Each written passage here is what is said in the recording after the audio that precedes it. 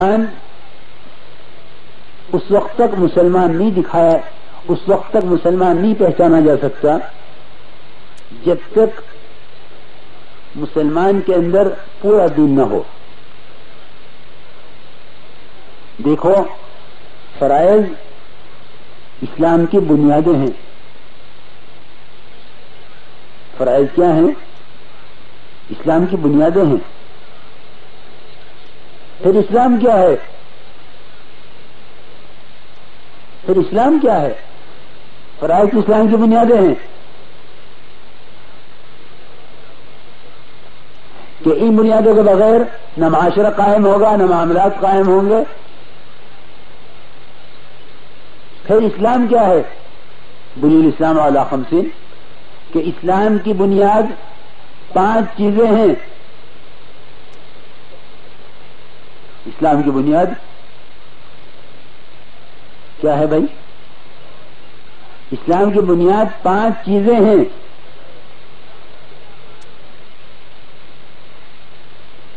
اسلام کی بنیاد 5 چیزیں ہیں۔ تو بنیاد ہوتی ہے، بنیاد نہیں نظر آیا کرتی، بنیاد سے واسطہ نہیں پڑا کرتا، بنیاد سے واسطہ نہیں پڑتا۔ اس میں کوئی شک نہیں کہ عمارت بغیر بنیاد کے قائم نہیں ہوتی، عمارت بغیر بنیاد کے قائم نہیں ہوتی، اس میں کوئی شک نہیں ہے، لیکن بنیادیں نہیں نظر آیا کرتی کہ ان بنیادوں پر عمارت نظر آتی ہے۔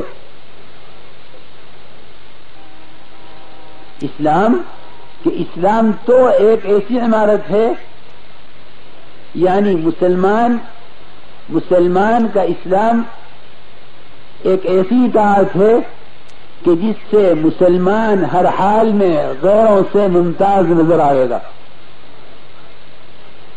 ان تتقوا اللہ یجعل لکم فرقانا۔ میرے محترم دوستو، جب تک تقوی کے ذریعے پورا دین نہیں آئے گا زندگی میں، اس وقت تک مسلمان غیروں سے الگ نظر نہیں آ سکتا۔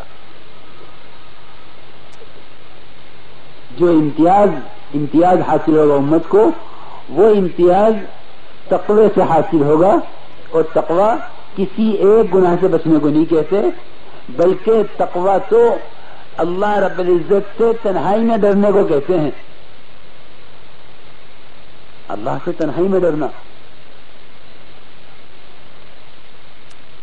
میں عرض کر رہا تھا کہ اسلام کی بنیاد ہیں، اسلام کی بنیاد ہیں 5 چیزیں۔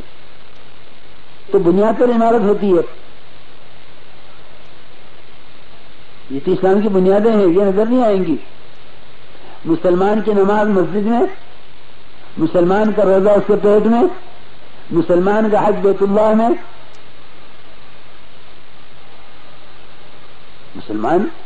مسلمان کا روزہ اس کے پیٹ میں، حج بیت اللہ میں، نماز مسجد میں، زکوٰۃ کہ زکوٰۃ مسلمان کو دے گا۔ اگر مسلمان اپنے معاشرے میں، اپنے معاملات میں، اپنے اخلاق میں، اور مسلمان اپنے لباس میں، اپنی شادیوں میں، وہ لائنیں جس میں غیر اور اپنے سب مشترک ہیں، جب تک مسلمان اس میں سنت والی زندگی پر 100% نہیں آئے گا، اس وقت تک مسلمان غیروں سے الگ پہچانا نہیں جا سکتا۔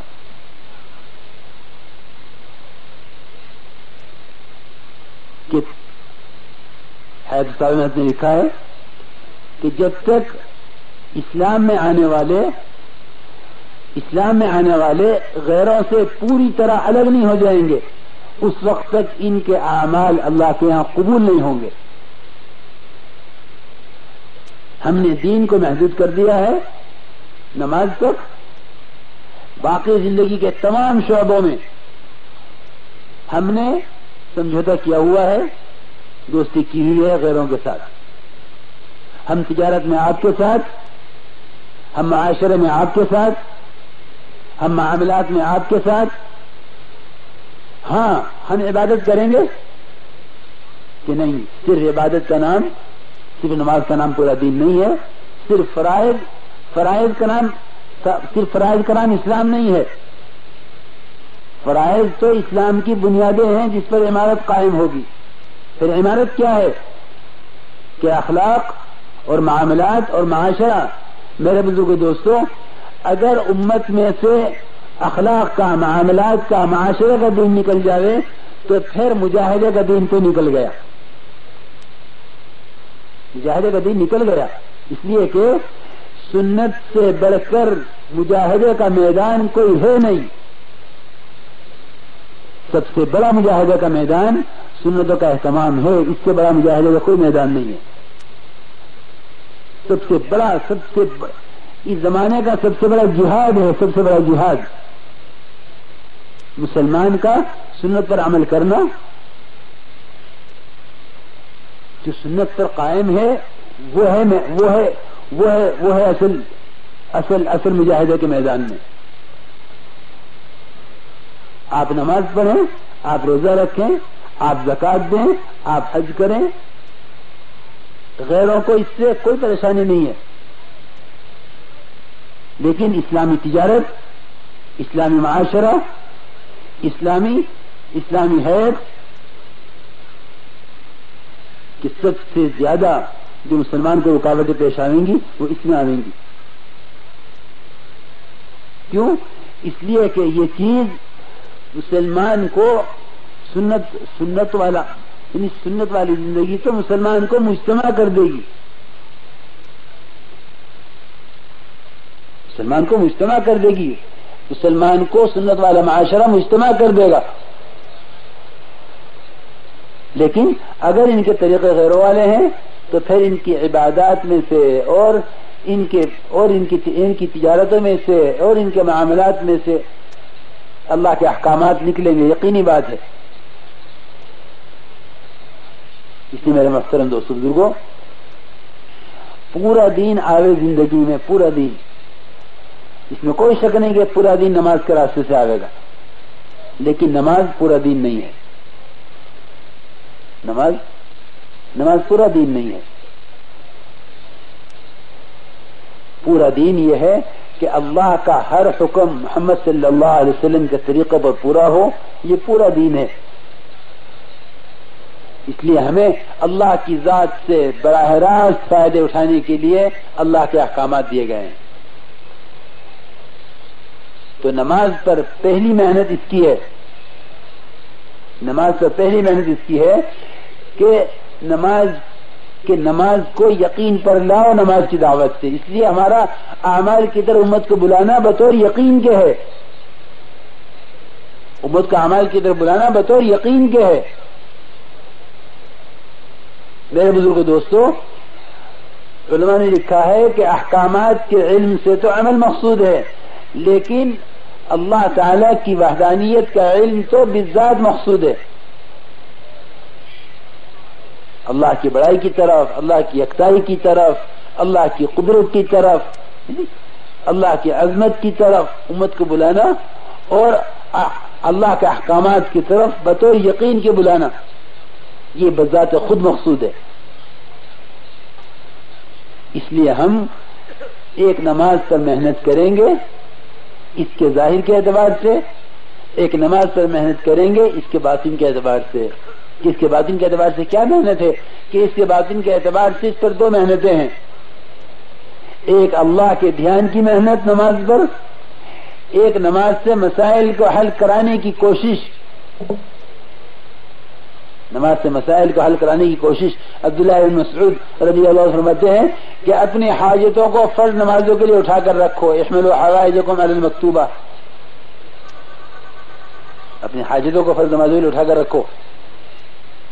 میرے بزرگ دوستو، ہمیں نماز کے ذریعے سے لینا نہیں آیا، اس لیے ہم یہ سمجھتے ہیں کہ نماز اعمال آخرت کے لیے، اسباب دنیا کے لیے. یعنی کتنی الٹی بات ہے کہ مسلمان اسباب بنا کر پھر اللہ سے دعائیں کرتا ہے، حالانکہ مسلمان کے اللہ نے اسباب پر اس سے کوئی وعدہ نہیں کیا. ہم نے توکل کو جوڑ لیا ہے اسباب کے ساتھ. کتنی حیرت کی بات ہے کہ ایک مسلمان یوں کہے کہ بھئی دیکھو تم دکان کر لو، تم دکان کر لو، پھر اللہ پہ بھروسہ کر لو۔ زمیندار سے کہا جا رہا ہے تم زمین پر محنت کر لو، جو ظاہری محنت ہے، پھر اللہ پر بھروسہ کر لو۔ یعنی حیرت کی بات یہ ہے کہ توکل کو بجائے تقوی کے ساتھ جوڑنے کے، توکل کو بجائے یقین کے ساتھ جوڑنے کے، توکل کو بجائے احتساب کے ساتھ جوڑنے کے، توکل کو جوڑا ہے اسباب کے ساتھ۔ یہ کہنا کہ ہمارے ذمے سبب پورا کر دینا ہے، اللہ کے ذمے اس پر کامیابی دے دینا ہے۔ میرے بزرگوں، دوستوں، عزیزوں، میں صاف عرض کرتا ہوں، یہ ضابطہ اللہ کے غیروں کے ساتھ ہے۔ یہ ضابطہ اللہ کا کس کے ساتھ ہے؟ غیروں کے ساتھ۔ یہ ضابطہ اللہ کے غیروں کے ساتھ ہے کہ تم سبب بناؤ اور ہم تمہارے اسباب میں کامیابی لاؤیں۔ ان کے ہتھیاروں میں اور ان کی پیداوار میں اور ان کی تجارتوں میں، ان کے کارخانوں میں، ان کی مصنوعات میں سب چھوٹ۔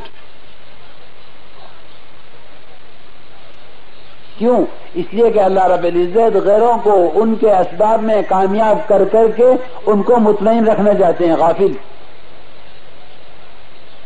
ان الذين لا يرجون لقاءنا ورضوا بالحياة الدنيا واطمأنوا بها والذين هم عن آياتنا غافلون، کہ اللہ رب العزت انہیں اپنی نشانیوں سے اندھا رکھنے کے لیے اور ان کو پکڑنے کے واسطے زیادہ ڈھیل دینے کے لیے ان کو ان کے اسباب میں سہولتیں دے رہے ہیں۔ اور مسلمان کا یہ کہنا، ایک مومن کا یہ کہنا کہ ہمارے ذمہ سبب بنانا اللہ کے مدد اللہ کی طرف سے آئے گی۔ دیکھو میں آج کل میں کہتا ہوں کہ توکل کو جوڑو اللہ کے وعدوں کی لائن کے ساتھ۔ کہ اللہ کے وعدے کس لائن سے ہیں؟ کہ اللہ کے وعدوں والی لائن اس کے احکامات کی ہے۔ پھر توکل کو اسباب کے ساتھ کیسے جوڑ لیا؟ دیکھو، توکل کو اسباب کے ساتھ جوڑ لینا، یہ تو یعنی اللہ تعالی سے جھوٹی امیدیں باندھنا ہے۔ اس کو تو حدیث میں عاجز کہا ہے۔ عاجز کون ہے؟ عاجز کہ عاجز وہ ہے جو اللہ پر لمبی لمبی امیدیں گھڑ لے۔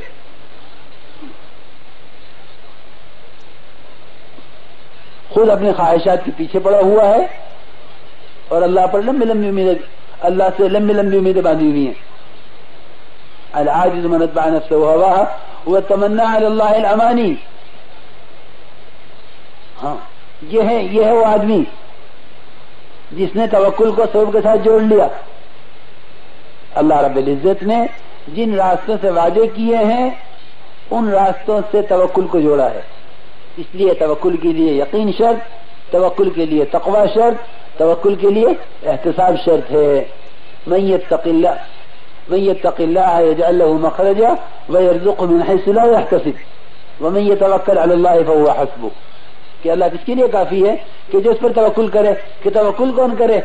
کہ جو یقین کے ساتھ اس راستے کو اختیار کرے جس راستے سے اللہ کے وعدے ہیں۔ اسباب کے ساتھ جب اللہ کے وعدے نہیں تو اسباب کے ساتھ توکل کیسے ہو سکتا ہے؟ صاف، بالکل صاف بات ہے۔ ذرا سمجھ سے کام لینے کی ضرورت ہے۔ اس میں کوئی شک نہیں کہ دنیا دار اسباب ہے، اور اس میں بھی کوئی شک نہیں کہ اسباب اختیار کرنے ہیں۔ امت سے ان کے اسباب کو ترک نہیں کرانا، امت سے ان کے اسباب کو ترک نہیں کروانا ہے، چھڑوانا نہیں ہے کہ اسباب چھوڑ دو، کہ نہیں، اسباب کی اختیار کرنا تو نبیوں سے چلا آ رہا ہے، صحابہ سے چلا آ رہا ہے۔ لیکن اتنی بات ضرور ہے کہ جس چیز کے ساتھ اللہ کا وعدہ نہیں ہے اس کو مؤخر کرو، جس راستے کے ساتھ اللہ کا وعدہ ہے اس کو مقدم کرو۔ اعمال کو اسباب پر مقدم کرو، کہ اعمال کو اسباب پر مقدم کرو۔ کہ جب اعمال کو اسباب پر مقدم کرو گے تو پھر اللہ رب العزت اپنے وعدے پورے کریں گے، کیونکہ وعدے حکموں کے ساتھ ہیں، اسباب کے ساتھ نہیں ہیں۔ اگر اسباب